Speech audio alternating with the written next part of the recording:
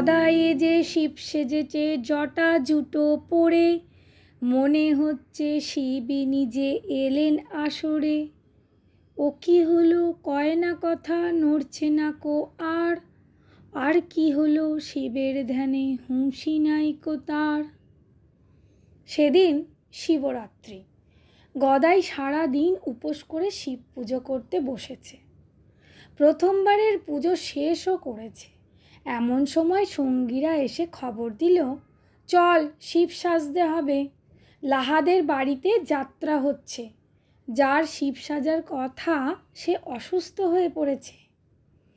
গদাই বলল, আরও 3 বার শিব পুজো করতে হবে আমাকে, যাব কি করে? শিবরাত্রিতে 4 প্রহরে 4 বার শিবের পুজো করতে হয়। সঙ্গীরা বলল, তার পুজো করা নাই বা হলো, শিব সাজলে তো শিবের চিন্তাই করবে, ওতেই পুজোর কাজ হবে, তাছাড়া কত লোক আনন্দ পাবে। কথাটা মনে ধরল। গদাই গিয়ে শিব সেজে আসরে নামল। কোমরে বাকছাল, মাথায় জটা, গলায় রুদ্রাক্ষের মালা, হাতে ত্রিশূল। সবাই হাঁ করে চেয়ে রইল তার দিকে। ঠিক শিবের মতোই দেখাচ্ছে।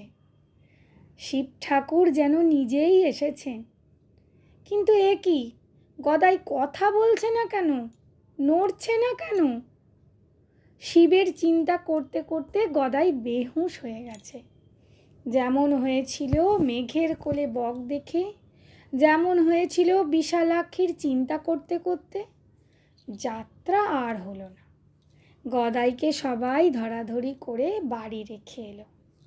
সে রাত্রে আর জ্ঞান ফিরল না। এরপর থেকে দেবদেবীর গান বা স্তব শুনেও গদাইয়ের এরকম হতে লাগলো।